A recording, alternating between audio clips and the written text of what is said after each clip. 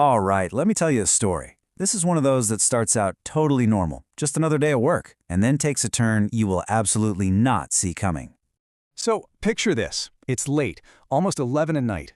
The city's getting quiet, and everything just starts to feel a little bit off. You know that feeling? And this is where we meet our main character, Rashed. He's a delivery boy, and he is just done. He's exhausted, ready to call it a night. But, of course, there's one last delivery. And where's it?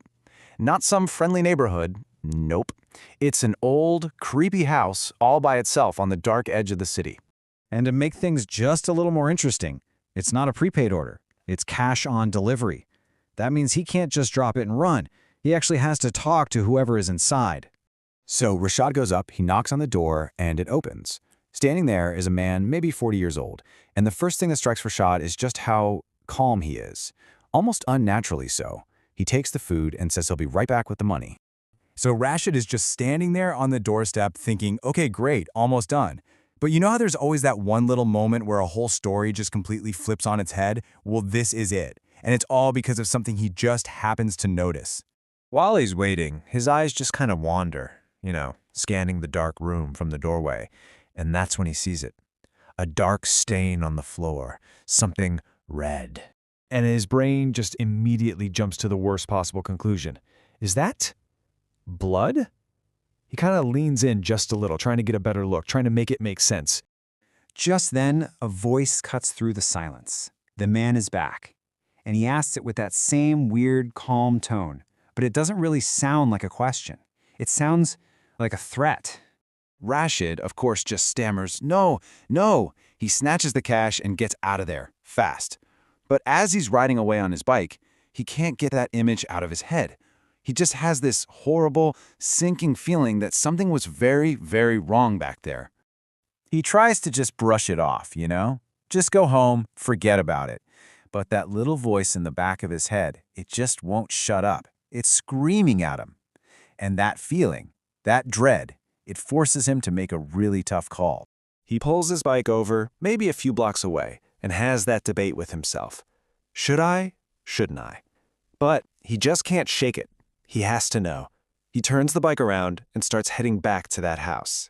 Only when he gets there is completely different. The light that was on inside, it's off now. The house is pitch black, totally silent. He knocks again. Nothing. Not a sound. His heart is just pounding at this point.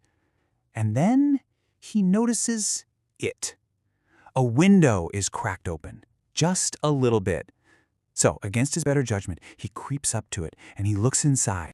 What he sees in that dark room confirms every single one of his fears. And just like that, this goes from a creepy vibe to a real-deal police matter.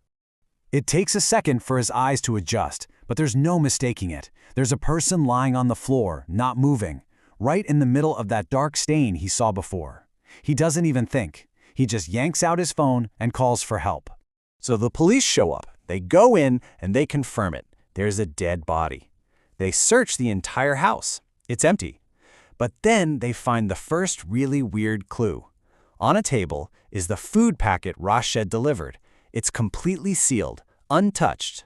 And this, right here, is where the story goes from being a straightforward, if tragic, crime story to something truly impossible, something that just breaks all the rules. An officer comes over to talk to Rashed, to get the details about the order. And the information he shares with Rashed completely shatters everything he thought had just happened. Okay, check out this timeline, because this is where it gets insane. The police tell him the food order was placed online at 9 p.m. Then the medical examiner gives a preliminary time of death, also around 9 p.m. But Rashed didn't get there with the food until 11 p.m., 2 hours later. Rashed is just frozen. He's trying to make the math work, but it just doesn't. The police are telling him that the man who ordered the food, the man whose body is inside, was already dead for 2 hours before he even showed up. Which leaves us with one simple, absolutely chilling question. If the man who ordered the food was already dead, then who was the calm 40-year-old man who opened the door, who took the delivery?